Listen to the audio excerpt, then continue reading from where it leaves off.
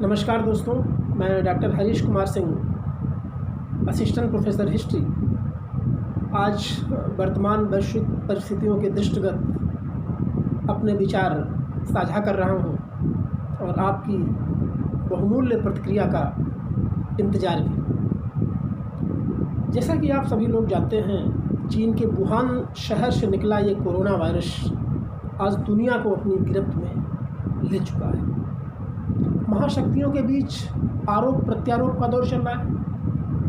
America China पे आरोप लगा रहा है कि सही वक्त पर उसने जानकारी साझा न करके दुनिया को महा मुश्किल में डाल दिया है।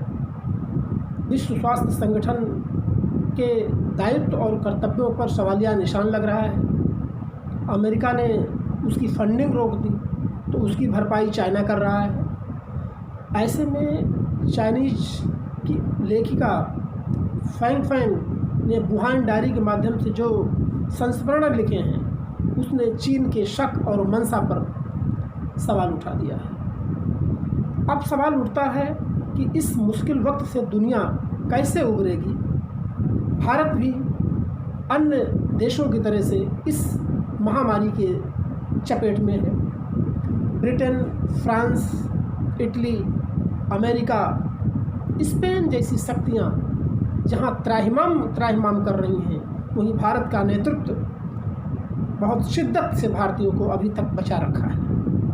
हम उम्मीद करते हैं कि हम इस महामारी से जल्दी ही निजात पा लेंगे। सबसे मुसीबत की बात यह है कि आज के दौर में जो दिखाई पड़ रहा है कि दुनिया की सरकारों ने तरक्की पर इंसान को तरजीह दी। राष्ट्रों ने आज अपनी अर्थव्यवस्था को बंद कर दिया है और उसके तहत उनका सारा ध्यान इंसान मानवता को बचाने में लगा है। भारत में भी लॉकडाउन 2 बीतने में 5-6 दिन बचे हैं। हमारा मानना है कि जंग में समाज को सहयोग की ज़रूरत है। बिना सामाजिक सहयोग के इस जंग को हमारा नेतृत्व नहीं जीत सकता। एक बचेगा तो सब बचेंगे, सब बचेंगे तो ही एक भी बचेगा, ऐसा मेरा भी मानना है। अतीत में अगर देखें तो अतीत में जो भी आपदाएं आई हैं, उनका समाधान दुनिया और देश के वैज्ञानिकों ने निकाला है। इस कोरोना आपदा के मद्देनज़र भी दुनिया के वैज्ञानिकों ने वैक्सीन खोजने के लिए सक्रिय प्रयास शुरू कर दिया है। WHO का कहना है कि 86 देशों ने इस पर प्रयास शुरू किया है, जबकि 10 ऐसे देश हैं जिन्होंने इस पर सार्थक कदम उठाए हैं। ऑक्सफोर्ड यूनिवर्सिटी ने ह्यूमन ट्रायल वैक्सीन का शुरू कर दिया है। यद्यपि चाइना में ह्यूमन ट्रायल फेल हुआ है, लेकिन वो फिर से इस प्रक्रिया को आगे बढ़ा रहा है। अमेरिका हुआ, ऑस्ट्रेलिया हुआ, ये भी वैक्सीन खोजने की दिशा में यहाँ के वैज्ञानिक दिन रात एक किए हैं। भारत भी इस दिशा में बहुत ही कारगर उपाय कर रहा है। प्लाज्मा थेरेपी के माध्यम से ये कोरोना संकट को दूर करने के लिए, कोरोना के मरीजों को ठीक करने की दिशा में दिल्ली, चेन्नई, मुंबई और लखनऊ के वैज्ञानिक प्रयासरत हैं। सफल ट्रायल चल रहा है। अगर देखा जाए तो इस महामारी से दुनिया में काफ़ी कुछ बदल गया। सड़कें खामोश हैं। मॉल, रेस्तरां और बड़े जो ऐसे प्लेस होते थे जहां दिन रात का पता नहीं चलता था, सब कुछ जगह सन्नाटा है। पर्यावरण पूरी तरह से निर्मल है।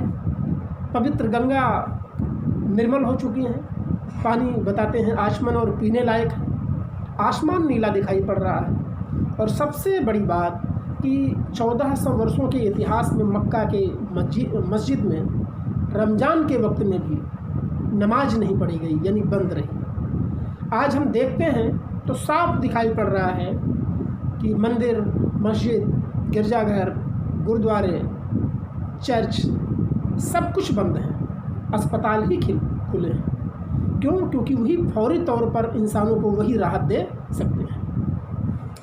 यह वायरस संक्रमित करने के लिए हमारी सबसे अच्छी प्रवृत्ति का भी शोषण कर रहा है। हमारी अच्छी प्रवृत्ति क्या है? स्पर्श, मुश्किल के वक्त में एक दूसरे के साथ रहना और सपोर्ट करना। लेकिन आप सोचो कि अगर कोई कोरोना से पीड़ित हो गया तो उससे आज सामाजिक दूरी का पाठ पढ़ाया जा रहा है, और यह तार्किक भी है, मानवीय भी है, और इसी को हमें अपनाना भी है। तीसरी चीज़ हम देखते हैं, इस कोरोना संकट ने दुनिया के शासकों को एक नई ताकत दी है। कुछ देशों में साइबर बैंड की बात चल रही है, बायोमेट्रिक बैंड की बात चल रही है, जो इंसानों को पहनाया जाएगा और उनकी 24 घंटे की दिनचर्या पर निगरानी रखी जाएगी। पता चलेगा कि इंसान को फीवर है, वो नहीं जान पाएगा और सरकारें जान पाएंगी और उसका इलाज करने लगेंगी। इसी तरह से उसकी अन्य गतिविधियों पर भी वो निगरानी रखेंगी। भारत में भी आरोग्य सेतु लॉन्च किया गया है, भारत सरकार ने किया है, और इसके माध्यम से कोरोना के मरीज को त्वरित सहायता, क्वारंटाइन की स्थिति का निगरानी, और जो कोरोना से बचे लोग हैं उन पर भी निगरानी की जा रही है। अगर हम देखें तो वैश्विक ताकत में भी बहुत बड़े स्तर पर बदलाव आएगा। अभी तो जिस तरह से कहते हैं कि आग लगी है, तो हम आकलन भी नहीं कर सकते। जब कोरोना संकट की आग बुझेगी तब फिर दुनिया के राष्ट्र नफ़े और नुकसान का आकलन करेंगे पूरी तरह से। और मेरा मानना है उस नफ़े नुकसान के आकलन में अमेरिका अपनी उस वैश्विक सर्वोच्चता को खो देगा। जाहिर तौर पर उस स्थान को लेने के लिए कोई ताकत आएगी, तो चीन भी इस अवसर को, इस महामारी को एक अवसर के रूप में तब्दील करने में लगा हुआ है। वो पूरी कोशिश कर रहा है कि सिल्क रूट के माध्यम से दुनिया के जो तमाम जो देश हैं उनको मेडिकल इक्विपमेंट पहुंचाओ और उनको अपनी तरफ गोलबंद करो। वो आप देखते हैं कि यूरोपीय यूनियन में एक तरह से बिखराव आया है। इटली ने आरोप लगाया कि मुश्किल वक्त में यूरोपीय यूनियन ने हमारा साथ नहीं दिया। चाइना इटली का साथ दे रहा है, स्पेन का साथ दे रहा है, अफ्रीकी देशों में चाइना मेडिकल इक्विपमेंट भेज रहा है।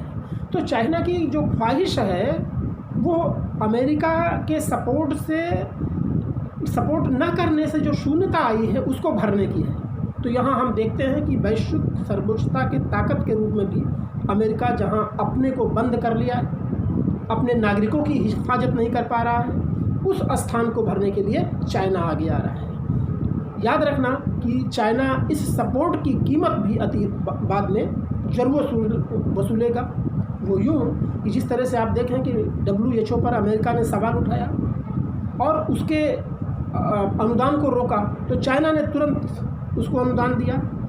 आज सुरक्षा परिषद की बैठक नहीं हो पा रही है। इतने महत्वपूर्ण संकट के दौर से दुनिया गुजर रही है, सुरक्षा परिषद में कोई एकता नहीं है।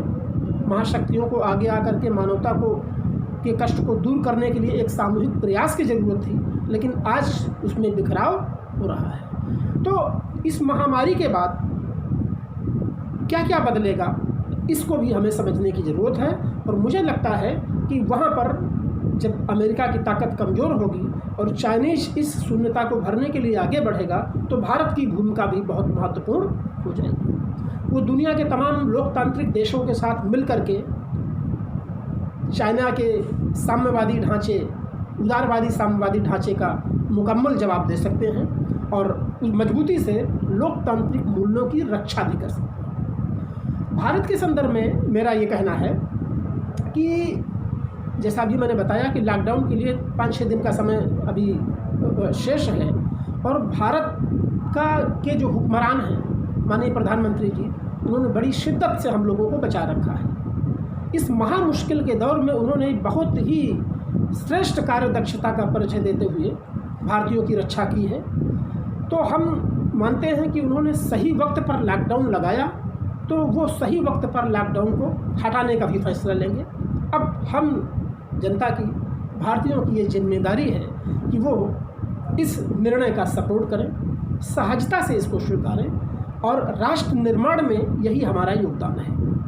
दूसरी अपील हमारी आम जनों से और साथी लोगों से है कि अगर लोग सामर्थ्यवान हैं तो वो ज़रूरतमंदों की मदद करें। और सच्चे अर्थों में राष्ट्रवाद यही है कि सरकार के बताए गए दिशा निर्देशों के हिसाब से वो सोशल डिस्टेंसिंग का पालन करें, एकांतवास का पालन करें, बार बार हाथ धोएं, बाहर ज़रूरत हो तभी निकलें, और जब निकलें तो मास्क का उपयोग करें, लौटने के बाद सैनिटाइज़र का उपयोग करें, और हम ऐसा करके इस महामारी से निजात पा सकते हैं। आज देखते हैं कि वैक्सीन जब तक नहीं आती है तब तक इस सोशल डिस्टेंसिंग और इस एकांतवास के अलावा कोई भी तरीका नहीं है जो इस मानवता की रक्षा कर सके। हम मानते हैं कि भारतीय नेतृत्व ने बड़ी सूझबूझ से देश के लोगों की रक्षा की है, क्योंकि दुनिया की ताकतवर देश जो अपने मेडिकल इक्विपमेंट पे, अपने वैज्ञानिकता पे इतना दंभ भरते थे, आज वो इतना लाचार हैं कि अपने लोगों की जान वो बचा नहीं पा रहे हैं। संकट के वक्त में भारत बचा है तो यह नेतृत्व की एक सराहनीय कोशिश है, जिसने योगः कर्मसु कौशलम के तहत पूर्ण दक्षता से अपने कर्तव्य का निर्वहन कर रहा है। अब हमारी और आपकी ये जिम्मेवारी बनती है कि उस सरकार के निर्णय का पालन करें और ज़रूरतमंदों को सहयोग दे करके राष्ट्र निर्माण में एक कदम आगे बढ़ाएं। ध्यान देना, चाणक्य ने कहा था कि अगर दुश्मन सशक्त हो, अदृश्य हो, तो हमें खामोश हो जाना चाहिए। और आज इस कोरोना जैसे दुश्मन से, अदृश्य दुश्मन से हम खामोशी यानी दूरी बना करके ही इससे लड़ सकते हैं, इसको मुकम्मल जवाब दे सकते हैं। और दूसरी चीज़, अब इंसान को ये समझ में आ जाएगी बात कि दुनिया में जो ग्लोबलाइजेशन हुआ है वो मानवता का ग्लोबलाइजेशन होने जा रहा है। इंसान अब ये सोचने पर मजबूर हो गया है कि हमारी प्रायोरिटी में क्या है। मंदिर है, मस्जिद है, गिरजाघर हैं, गुरुद्वारे हैं या फिर अस्पताल हैं। तो हम यही कहेंगे कि आप अपनी आवश्यकताओं को सीमित करते हुए राष्ट्र के प्रति अपना योगदान दें और सर्वे भवन्तु सुखिनः सर्वे सन्तु निरामयाः के पाठ को जन जन तक पहुंचाने का प्रयास करें। जय हिंद, जय भारत।